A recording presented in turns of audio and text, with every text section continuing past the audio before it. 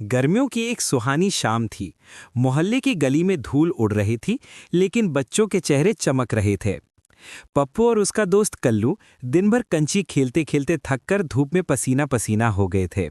फिर भी दोनों के पास नई चालें और नई शर्तें लगाने के आइडिया खत्म नहीं हो रहे थे। कल्लू हंसकर बोला, आज तो मैंने तेरे सारे कंचे ले लिए, अब तू खाली जेब वाला पप्पू है।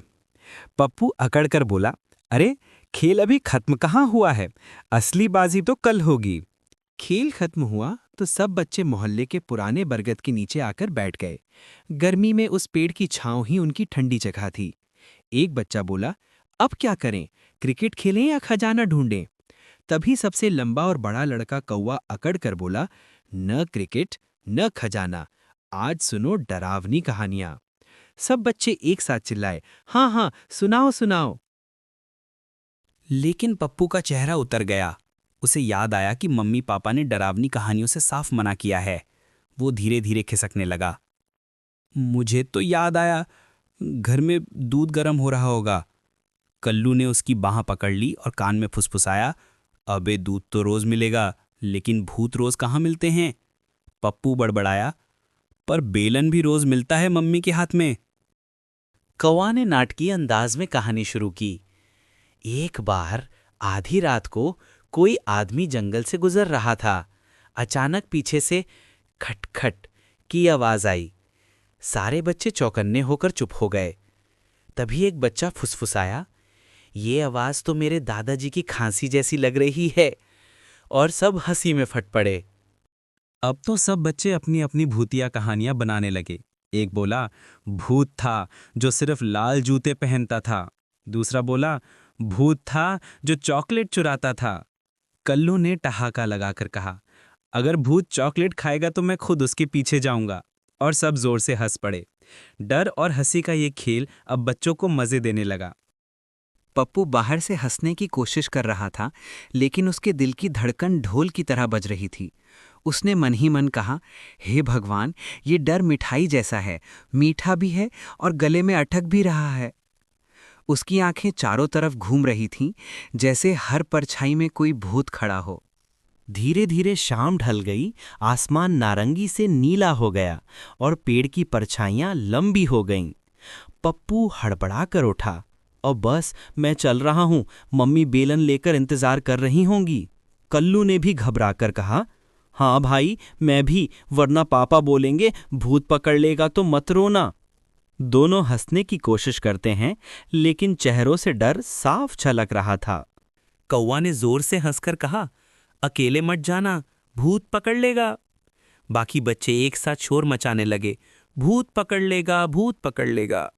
पप्पू कांपते हुए बोला, अगर सच में पकड़ लिया तो मम्मी का बेलन काम आएगा क्या? सब बच्चे फिर से हंसी में लोटपोट हो गए। अब पप्पू और कल्लू धीरे धीरे सुनसान गली से गुजर रहे थे। सुबह जो रास्ता हंसी खुशी से भरा था, अब डर का जंगल लग रहा था। झूले की चेन हवा में खड़खड़ा रही थी। कल्लू धीरे से बोला, ये झूला अपने आप क्यों हिल रहा है? पप्पू ने बनावटी बहादुरी दिखाई, हवा है हवा, या फिर कोई बच्चा जैसा भूत। दोनों की सांसें अटक गईं। अब डर इतना बढ़ गया कि दोनों को एक दूसरे पर ही शक होने लगा। पप्पू कांपते स्वर में बोला, कल्लू, तू सच में कल्लू है ना? कहीं भूत बनकर के नहीं आया? कल्लू भी थरथराकर बोला, तू भी पप्पू जैसा नहीं लग रहा, कहीं तू ही भूत तो नहीं? दोनों एक दूसरे को घूरते रह गए। तभी अचानक ऊपर पेड़ से एक अजीब सी फड़फड़ाहट की आवाज आई। अंधेरे से झुंड की झुंड चमगादड़ें निकल पड़ी। उनके पंखों की सरसराहट और तेज चोंचियों की आवाज में सन्नाटा तोड़ दिया। पप्पू चीख पड़ा, भूत उड़कर आ गए। कल्लू और भी जोर से चिल्लाया, ये तो पंखों वाले भूत हैं। दोनों डर के मारे उछलकर पीछे हट गए। अब दोनों पागलों की तरह दौड़ने लगे। उनकी रफ्तार इतनी तेज थी कि अगर ओलंपिक में दौड़ते तो गोल्ड मेडल ले आते। कल्लू भागते भागते चिल्ला रहा था, रुक मत, वरना भूत पकड़ लेगा। पप्पू हांफते हांफते बोला, तू रुक जा, मैं तो सीधा घर भागूंगा। पप्पू हाँफते हाँफते घर पहुंचा। मम्मी ने उसे देखा तो हैरान हो गई, अरे ये क्या हाल बना रखा है?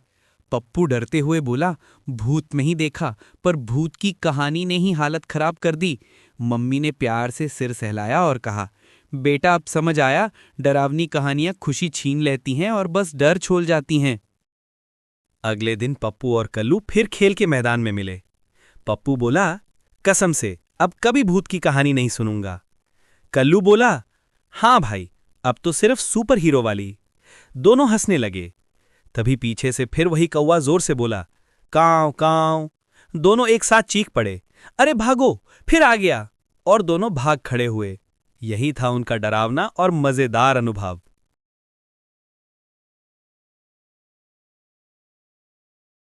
धन्यवाद दोस्तों।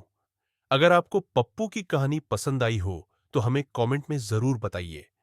आपके सुझाव हमें और बेहतर कहानियां बनाने की प्रेरणा देते हैं। वीडियो को लाइक कीजिए, अपने दोस्तों के साथ शेयर कीजिए और सब्सक्राइब करना मत भूलिए ताकि आप अगली कहानी मिस न करें।